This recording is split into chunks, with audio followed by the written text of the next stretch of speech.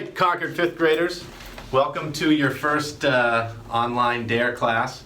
This is unusual for all of us. Usually we like to be in a classroom full of kids, but unfortunately that can't happen. So again, welcome. It's going to be Thoreau and Willard. Alcott did get to meet us in person. Unfortunately, part of the whole DARE program is to get to know the police a little bit better. So we'll tell you a little bit about ourselves.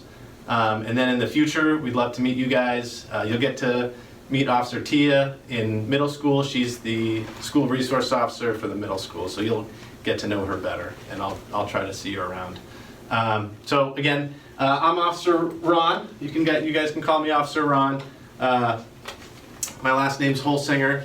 I'm the safety inspector for the police department, so I take care of all the traffic safety in town. Any big events, construction sites, things like that. I've been a police officer for about 15 years. I've worked for 3 different police departments, and I've been teaching DARE for about 10 years now. So I usually really enjoy it because I get to meet all the kids of town, and we'll get to do that in the future someday. Yeah. So I'm Tia? Officer Tia. You can call me Officer Tia. As Ron said, I am the school resource officer at the middle schools. I was just appointed in the fall. So I will see you guys all next year. Can't wait for that. I've been a police officer for 6 years, and before that I was a dispatcher for another 6. I grew up in town, and now I'm just excited. This is my first year teaching DARE with Officer Ron. That's right. Tia and I are both Concord Carlisle graduates. Yep, yep. So we're excited to be here today, and hopefully you guys can learn a little bit and get to know us. So Right. we'll jump right into lesson number 1 about DARE. Yep. I guess we should probably explain what DARE is, Yep. right? So it's an acronym. D-A-R-E. Usually we would have you guys guess. So just in your minds, guess what the D stands for while I write it up.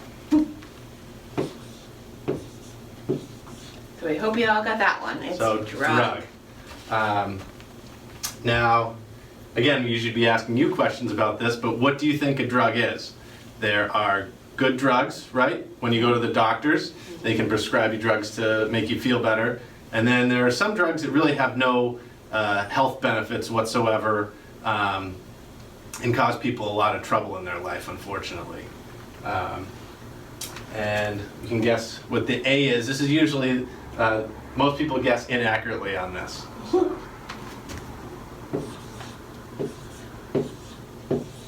So hopefully you can see the whiteboard, but it's abuse, all right? So as we briefly mentioned, there's some good drugs, there's some bad drugs. What often happens is people abuse these drugs, all right? So The illegal drugs. illegal drugs They abuse. and some legal drugs. So let's take alcohol, for example. Alcohol is a drug. If your parents have a glass of wine with dinner, that's perfectly fine, especially under these stressful times, parents. And if you're not abusing it, it's perfectly fine. If you're having 2 bottles of wine with dinner, that would be abusing it. That would be unhealthy on your body, cause a lot of damage to your body, and cause a lot of other problems in your life. Drug abuse.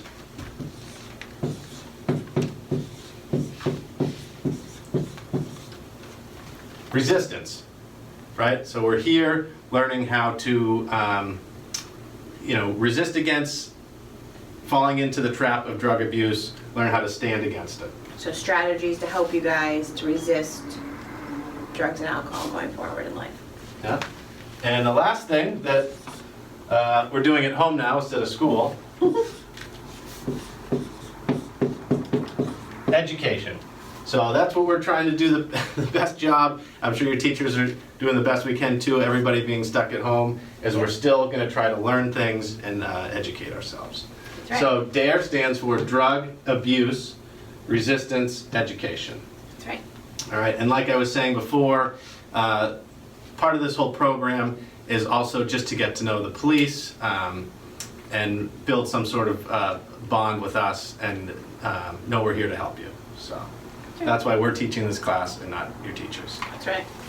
So one of the main goals of DARE is to help you guys learn skills that can be used to make safe and responsible decisions, home, school, everyday life. So some of the responsibilities that Officer Ron and I have is being prepared for these DARE lessons. So we go to school, we learn all the curriculum, and then we bring it back and we teach it to you. So that's our responsibility. Other responsibilities that we have as police right now, patrolling the streets, keeping everybody safe, checking all the businesses, just being a presence in the community. So that's just some of our responsibilities that we have as police officers. If we were in class, we would ask you what responsibilities you guys have at home and at school. We're not in school right now, but some responsibilities that you have at home might be what? Like doing your homework, making sure you're engaged in the virtual learning. That's a huge responsibility right now. Hopefully you're helping your parents out, cleaning Yeah. your room, Yeah, listening to what they're asking of you, Yeah. brushing your teeth, yeah. cleaning up after yourselves, Chores around the house, letting the dog out. making sure you get plenty of exercise. Yes. Huge. Yeah.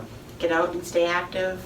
Wearing your helmet when you're riding a bike, that's a huge one for kids. Make sure you're being safe.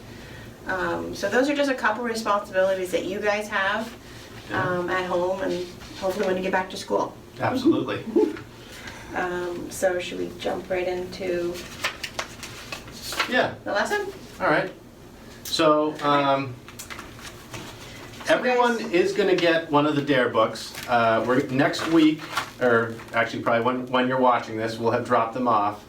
We're going to drop off a book and a shirt in everybody's mailbox. If there's any issues, I'm sure your teacher is going to link to our our emails, and we can definitely get everybody a book. At least with my kids, I think it's nice to have something physical in front of them for them to do, other than just always on the computer. Yeah, so in this book, we're going to use this to help us make safe and responsible decisions. So if you flip the flap on the first page, we have what's called the DARE decision-making model. And we're going to use this model to help us go through some situations throughout the next course of the couple weeks and try to learn how to solve some of these problems. So we just have another acronym here. It's different from this one. It's different from this one. So the DARE decision-making model is define, describe the problem, challenge, or opportunity, assess what are the choices you have in that situation, respond, you're making a choice, and then evaluate is you're going to review that choice and see if it was a good one. So remember, we're going to use these decision-making model for the situations going forward. So situation number 2. Yep. I'm sorry, number 1. Yep, situation number 1, on page 2. I'll read it to you, and then we're going to use some movie magic to transport to my dining room where my daughter Grace, who's in Mrs. Hoyt's class, is going to help us out. So you play on a soccer team. The team depends on you as a goalkeeper. You are invited to your best friend's birthday party at the same time as the big game. You would have to miss the game to go to the party. How do you decide what to do? All right, so probably something we've all experienced at some point. I guess we're not going to too many birthday parties and soccer games now, but once this is all over, our lives will get busy again. We have a lot of decisions to make, so we will cut over to Grace and see what she decides to do. All right, we have magically transported to our dining room. Here's Grace, and of course, little Teddy has to join in, annoy his older sister. Yeah. All right, so we are finishing situation 1. So let's describe the problem that we just read. So, Grace, in one sentence, how would you describe the problem we have to solve? Define. I have a soccer game tomorrow night, but I also have a birthday party. Which one do I go to? Yeah, so just write that under define. So I have a soccer game and a birthday party at the same time. So Grace has already filled some of it in. All right, now we're gonna move down to assess. We're gonna assess our choices. What are our choices? What are the consequences of each choice? So in this section, you can make any choice you want. It doesn't have to be a good choice or a bad choice, but we're just gonna list at least, let's say, 3 choices. So, Grace, what would be at least 3 choices you could make if you were in this situation? I could go to the soccer game. And then what would the consequences of going to the soccer game I'd be? miss out on my friend's birthday party, Yeah. which would be upset. Yeah, they might be upset. Yeah. And another one? I could go to the birthday party, but then something could happen at the soccer game. Like it could be a cake, and I could miss out on the cake. Yeah. But then there'd also be a cake there. But Yeah. Well, and what happens if you went to the party and not the soccer game? Your soccer team could lose. yeah, And they would because of depend. course I'm the best. That's right. And can you think of a third? Something else out I of the could. box? I mean, I guess if I go to like half of the game, like for one of it, and then the other half for the birthday party. But then what about if we won the other half of the soccer game, and then Yeah. So you could try to split and do half and half. So if you want, in your free time, write down and list 3 choices in the assess. And then the next down is respond, make a choice, use the facts and information you have that you've gathered. So after we've assessed our choices, thought about the consequences, we'll pick whatever we think is best to do. And then evaluate, review your decision.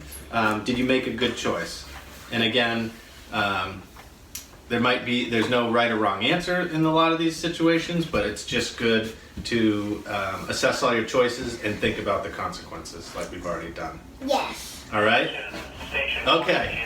We're going to magically teleport back to the police station. Okay, bye. We just wanted to say thank you guys for participating. Thank you for watching us.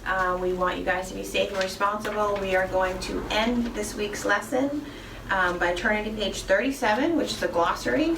So the 2 main concepts we learned are responsible and DDMM. So I get to fill in the glossary of those 2 terms.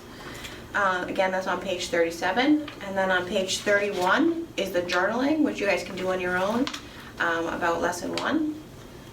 And I think Tia and I are both parents of Concord students, so to the parents and kids, if it's too much work, this is optional, you don't have to do it, but if you're looking for something to do, feel free to do all the lessons that we are going to provide for you. Yeah, any questions, feel free to reach out to us by email or by phone. All right? And then we're going to end this lesson with meeting Michael.